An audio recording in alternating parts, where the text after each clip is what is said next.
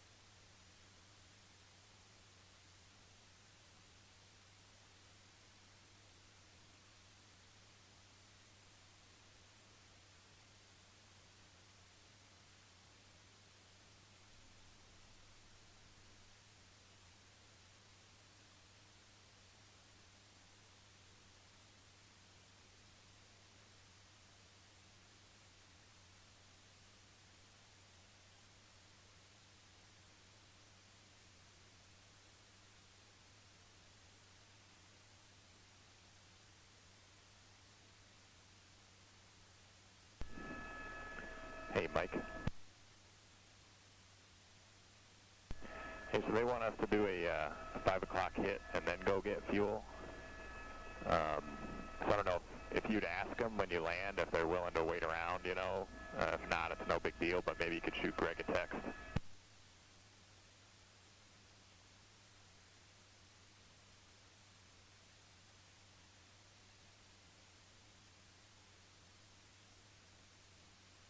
All right, thanks, Mike.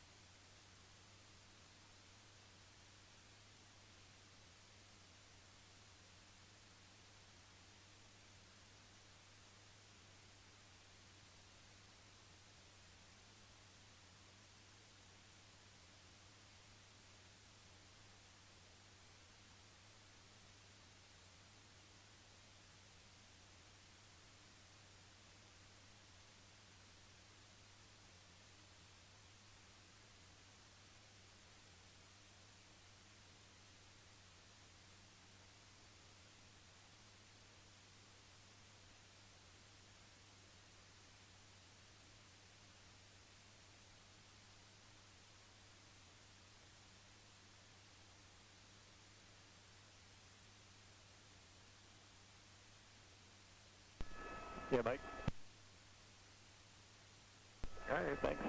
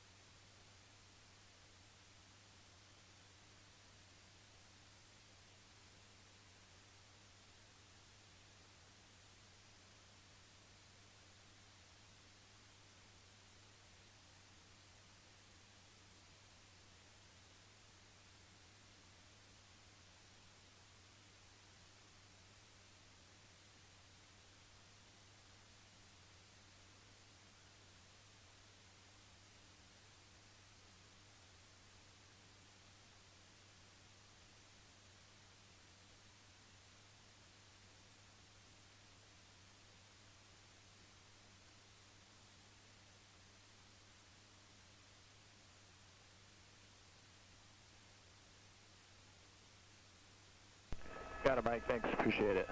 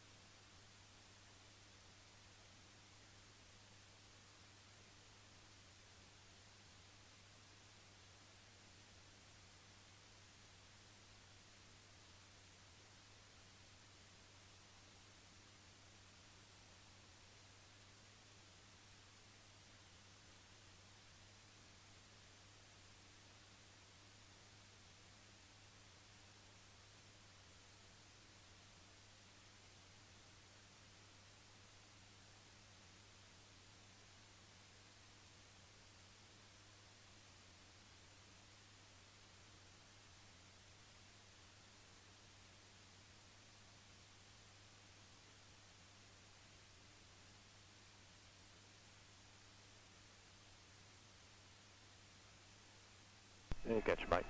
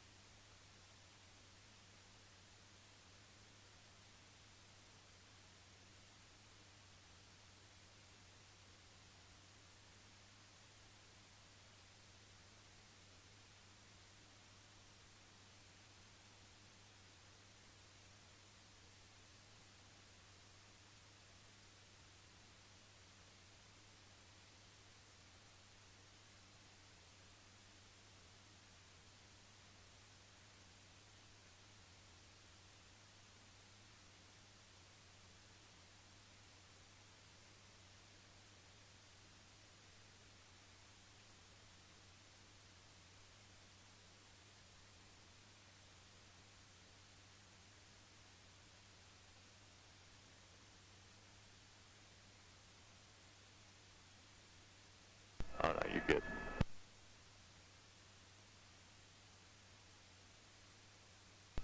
Yeah, I do, thanks. They're just doing they're still in the story.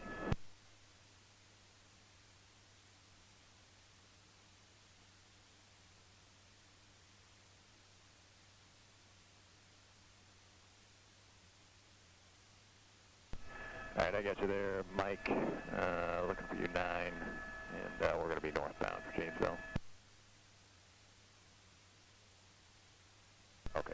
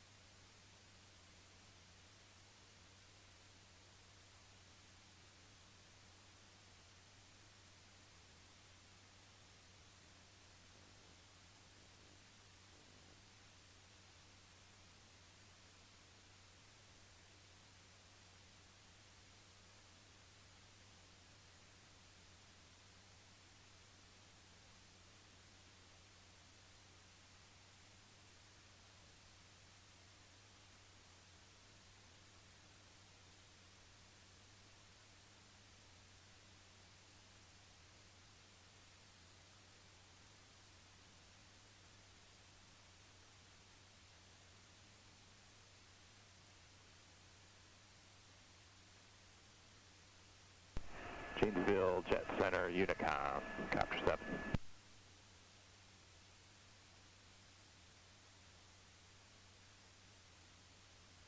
Hey there, this is Copter 7. We're a couple minutes out from landing for refuel. We were told you guys wouldn't mind waiting a couple minutes. Thanks so much. We're inbound for landing now.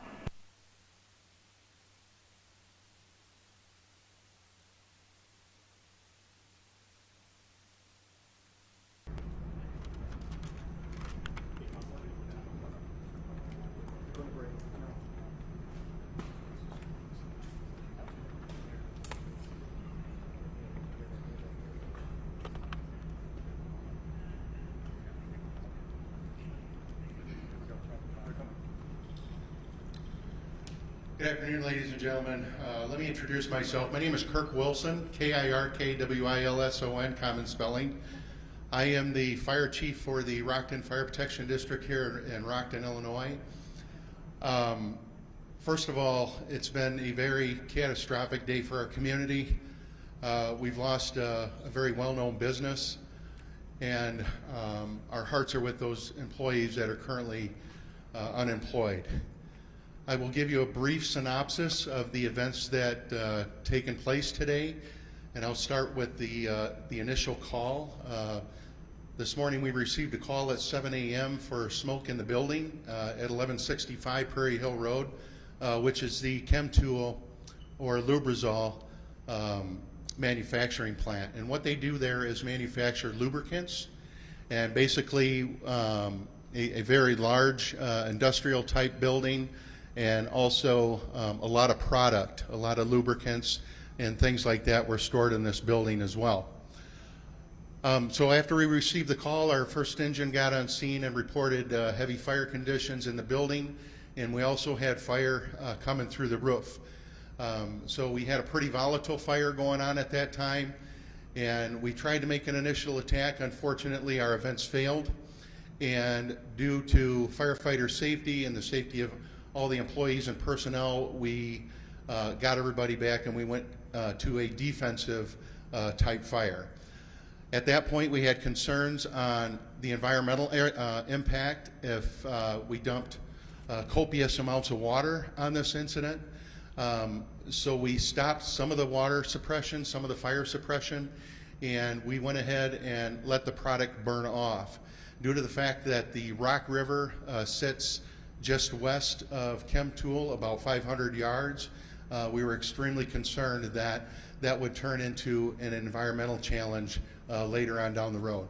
So right now, as we speak, we're asking residents within the 1 mile radius of the incident to evacuate. We put that order out this morning. I understand that many people have questions on when they're going to be able to go home. Right now, we don't have that answer. However, we're continuing monitoring the situation and doing air quality checks, things of that nature in the surrounding area, in downtown Rockton, and over towards Roscoe. The evacuation point which we set this morning was in Roscoe, Illinois. It was at the Roscoe Middle School, thank you. I'm not sure how many evacuees are currently at that location. However, we do have local officials working with those folks as well. We have many agencies here. We have local, state, and federal agencies currently on the scene working to mitigate this incident. We have the EPA, both federal and state EPA on location. And again, we are effortlessly, continuously monitoring the air quality. So tonight there are some concerns on the weather and the actual the drop of the smoke plume. So we're going to continue to monitor that as well. So at this time, I would like to introduce Chief Michelle Pankow.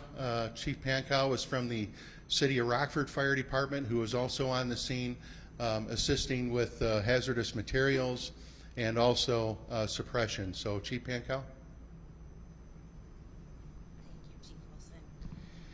Good evening, everyone. In addition to the fire department, my role here is also as emergency management. The Mayor of Rockford was unable to attend, but I'm happy to step in for him and provide you a little bit of perspective on what we're doing from the Emergency Operations Center.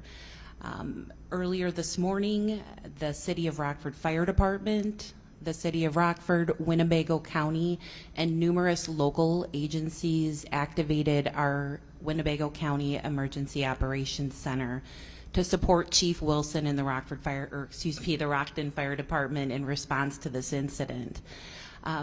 The mayor has been in contact with the governor throughout the day, and we are thankful and extremely happy at the quick response from the state to support us locally and the resources that have already been provided. We'll continue to work through the Winnebago County EOC to support the operation here in response to the incident, and also to support the community. And we again thank everyone for their patience as we continue to work through this and in supporting the surrounding communities. Thank you. Good afternoon. My name is Alicia Tate-Nadeau. I am the I am the Director of Illinois Emergency Management, representing Governor Pritzker. Early this morning, Governor Pritzker was notified of the incident that was occurring. In abundance of caution and to be proactive in nature, he directed me to activate the State Emergency Operations Center. And in doing so, we have the following state agencies that have been brought to bear. You have on ground today coordination with the federal EPA. You also have state EPA that is on site, the Illinois State Police is supporting. Department of Transportation. We also have Illinois Emergency Management that is working, in public health. In coordination, what we are doing is we are focused on life safety. Our primary focus is to ensure that everyone in this area is safe and that we have a coordinated response. Every single person that is standing up here today is here in support of the incident commander, the gentleman that spoke to you earlier. Our intent is, again, to make sure that this response is as smoothly as possible. We have been in coordination and discussion with the facility owners to understand exactly what chemicals are there, and so we can make sure that we have the correct response. With that, unless you have any further questions for me, I will turn it over to Director Kim, who is the Director of Illinois EPA. Director Kim. Thank you. Again, my name is John Kim, K-I-M. I'm Director of the Illinois EPA. And first of all, I think we want to make sure that we note that on behalf of our agency, on behalf of the governor, we feel very deeply concerned about all the employees and displaced families that are going through this process right now.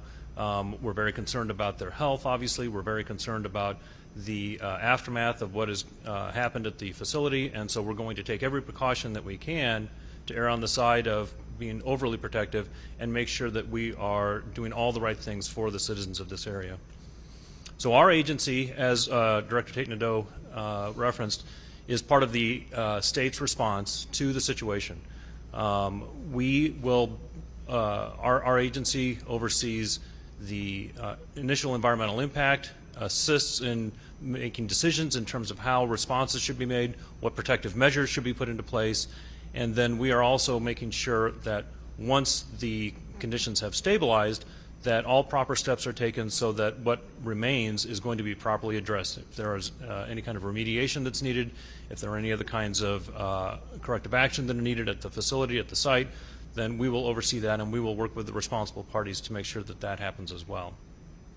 We have been working closely with local officials, with other state agencies as noted, and with our partners with US EPA. We have had our emergency response staff responded as soon as we learned the severity of the fire, and our staff in our headquarters office and our field offices have been working to review field data to try and set up, help set up information so that we can review the modeling information that's been provided, to work with US EPA and other federal partners as we continue to provide assistance in determining what kind of steps need to be taken to, again, going forward, make sure that today, tonight, tomorrow, and the days coming on, that the residents are all going to be protected and kept out of harm's way.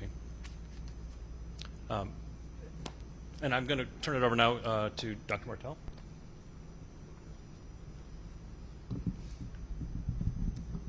I'm Dr. Sandra Martell, S-A-N-D-R-A, M as in Mary, A-R-T-E-L-L. I'm the Public Health Administrator for Winnebago County.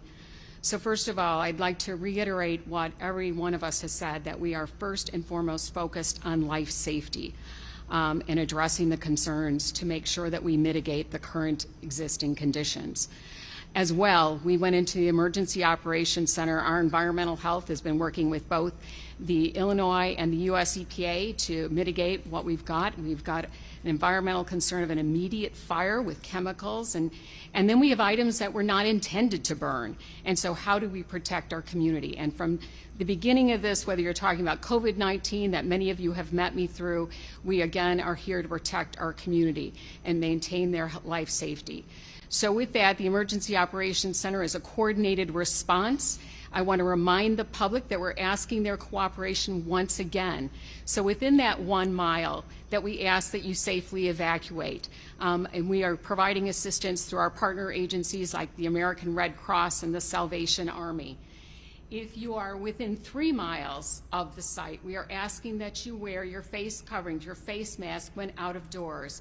I know we just recently came out of the mitigations for COVID-19, but our masks are going to help prove protecting as well during all of this. And we ask that public that is not supposed to be in this area to refrain from coming in to the area. Remember, we are in a life safety active fire zone. And as much as curiosity wants you to come and take a look, we need you to cooperate once again to protect our community. And the other standpoint I want to say is we're getting a lot of postings in Facebook and emergency operations calls to the COVID-19 hotline. Please do not pick up waste that falls from the sky and related to the fire. We do not know what that waste contains. Please do not handle it with bare hands. Use a shovel, use gloves, and sequester it, meaning keep it separate from your household waste so that we know how to properly dispose of it. It's very important. We are reliant on our groundwater in this community, and keeping that safe is of utmost importance to us. I want to assure the public that everyone here is working diligently round the clock to address the changing situation, and will keep the public informed of that. And so with that, we will entertain any questions. So, a few hours ago, you were told that the air quality on the ground seems to be okay. Now it seems like we need to wear masks. Is there anything that changed about our air quality in the past hours? Right now, the air quality, as far as I'm being told by the state and federal EPA, the ground level is okay. What we're concerned with is particulates that may be in the air. So that's why Dr. Martell is asking anyone within, that radius to just put a mask on for your own safety. Yeah, sure. Absolutely. You talked about that overnight conditions that were coming down. Can you talk more about that? So actually what we're going to do is we're going to continue to monitor that, and the state and federal EPA have set monitoring stations throughout the village of Rockton, and also on the west side of Rockton and over into the Roscoe area. So we want to continue to monitor those air quality samples, and if things change, then at that point in time, then we'll change on what we will do as far as any further evacuation or anything of that nature. So. Well, Chief Wilson, you've been saying a 1 mile radius for evacuation. We got a press release earlier from the governor's office saying a 2 mile. No, that's not correct. It's always been 1 mile. Now, we started early this morning with the 1 mile radius. So any information, like I said, that you're seeing on Facebook, make sure it's coming from a reliable source, whether it be from the Winnebago County Emergency Operations Center or our Fire Protection District. Chief, I know you were talking about having all the crews and the debris falling. Have you had any crews report back that any grass fires have gotten out of control? Or We throughout the day we've had several grass fires, but they've been contained just into that area. Behind Chem Tool there's an open field, but those have been taken care of, so those are being contained. So no worries right now about No. running into... Absolutely not. And just to give you an idea too, the actual fire itself is contained into one area, so there's no exposure problems to any other buildings or anything of that nature too. What about the Rock River? Are you worried? Absolutely, we're worried about it, and that's what our main concern is. So right now we're monitoring that. We don't have any spillage in the Rock River or any kind of runoff. Again, and our environmental partners are keeping a close eye on that as well. Dr. Martell, you talked about the need to wear masks if you're within 3 miles of the area. Given the nature of what's burning, what is your concern for what people could be taking into their lungs if they are not wearing a mask? So the question is regarding masking, and again, it's a layer of protection. At this point, because we're monitoring, it's a constantly evolving situation. We're learning more. That's why the monitors are out there. What starts at the beginning of the day as night and the dew fall. Again, that's why we're very concerned about that. So again, why not protect our lungs? We're extremely cautionary at this point. But the important part is, what can you as a community do to protect your own health? You can wear that face covering that protected you against COVID-19. Given the nature of what's burning, are you concerned about carcinogens, things people inhaling that could be potentially dangerous either in the short term or the long term for them? Well, we're concerned about any particulate matter at this point. Any of them can be a pulmonary irritant. So what we're talking about is compromising your immune system. People with asthma, people with underlying respiratory conditions, we must be extremely cautious about them breathing in any type of particulate matter. Dr. Martell, Chem Tool is part of that Tier 2 regulation, so can you tell me how that helps you guys when you're trying to figure out what chemicals are in the air? Hi again, Alicia Tagnado from Illinois Emergency Management. So the Tier 2 chemicals that we're talking about are chemicals that we know are caustic in nature, and they are required to report, the facility is required to report those. So whenever this incident initially occurred, we ended up pulling that list to look at those so we knew exactly how much on an average day they had in the facility. And it begins to help folks like public health determine, you know, what are the precautions that we need to take to protect the public. It also is very critical whenever local fire and hazmat is on site. It helps them to identify how best to respond to the incident.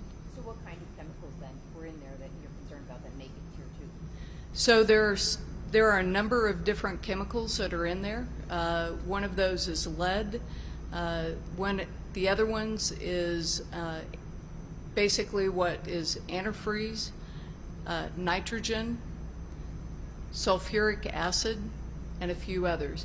Please understand that this is one of the largest facilities in the nation that has different oils. So whenever there's a bunch of different chemicals that are in there, one of the things that the chief looks at is to try to determine whenever you have a fire of this nature, how do they all work together? And again, it all comes back to life safety. We want to make sure that if you wear your mask, if you have to be outside, we want you to make sure that you wear your mask. If you don't have to be in that area, we would encourage you to stay outside of the area. Do you have any idea, have the people who are supposed to have evacuated, have they? Or have you guys gone door to door? I'm sorry, what was your question? Have the people within that 1 mile radius who are supposed to evacuate, have they done so? That I'm not aware of. The only ones that I know for sure that have been evacuated, Chief, do you have that information? The 5 block radius from Chemtool, actually the law enforcement officers went door to door and made sure people in those immediate areas were evacuated. Off the top of my head, I don't know. Maybe 1,500 to 2,000. And Chief, what message do you have for those who have been displaced? Be patient. We ask that the community be patient and try to work with your local firefighting community and also the individuals standing behind me. I have the Rockton Police Chief and also the village president standing behind me as well, and I think they can also say the same message. Please be patient with us.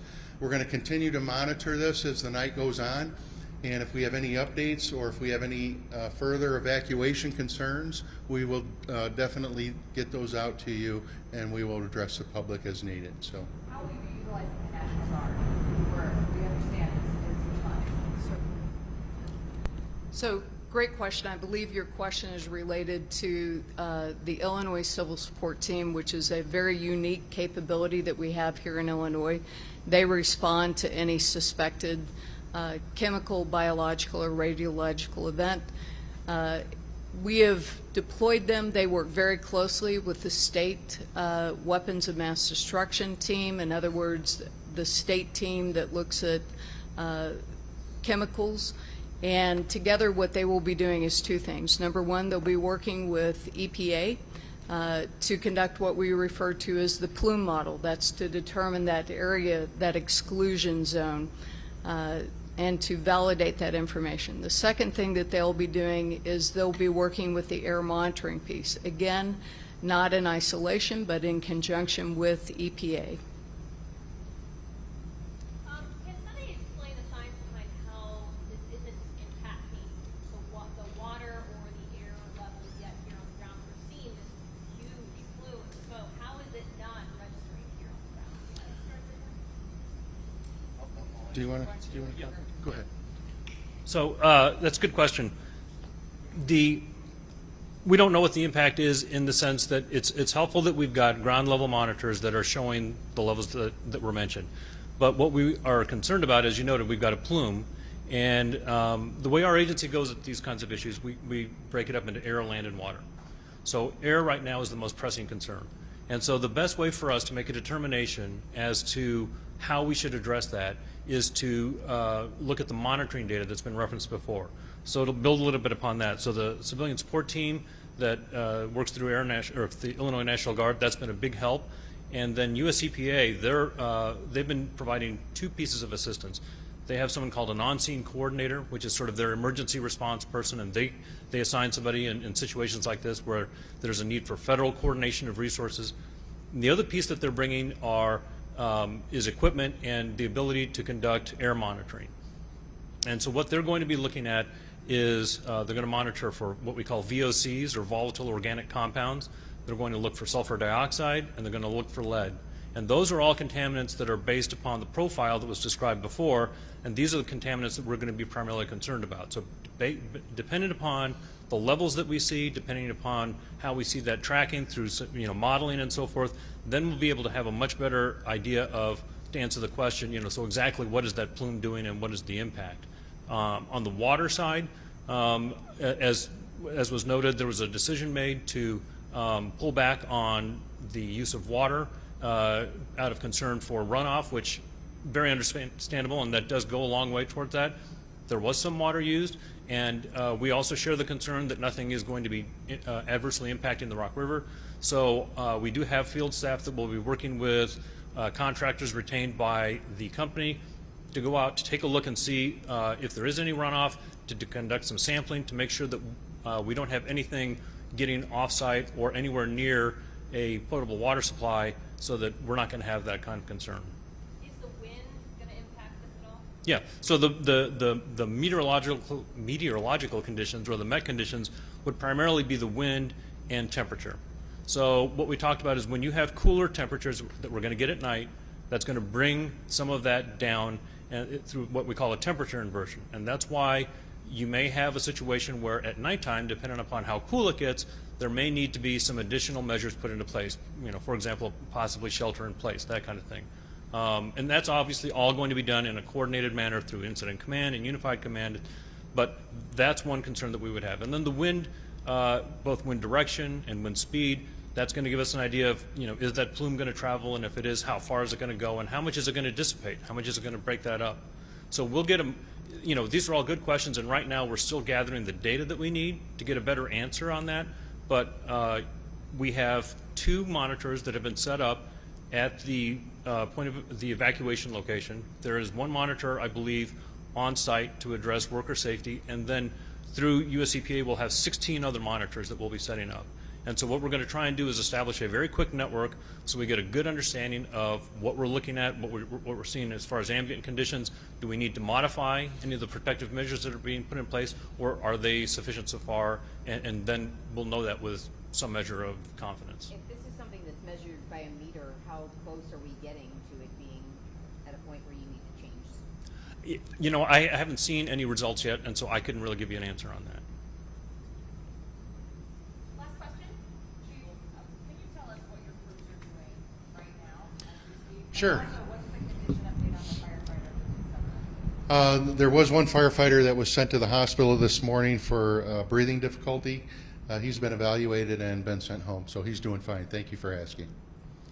As far as the fire operations right now, suppression is still going on, and basically what that means is we're still trying to contain what burning areas of the building are burning, and they are doing very well with that. However, there are some areas that we are letting burn, and those are the areas that have the product. So like I said, what we're really concerned about is water runoff. So that's why we're not dumping a whole lot of water on this. But there are parts of the building that you are putting. Yes, yeah, that's correct. So it's a little bit of a struggle right now. Currently we have about 40 pieces of fire apparatus on scene, and just a little over 150 firefighters that are working this incident. We are working with Illinois MABUS, our mutual aid box alarm system, and we have strike teams and task force set up for a rotation period to rotate firefighters out. So after an 8-hour period, those firefighters will be able to go home, take a break, and be replaced by other firefighters that are brought in. So So not every firefighter is there from the beginning of the incident until the end. So that's a big plus for us.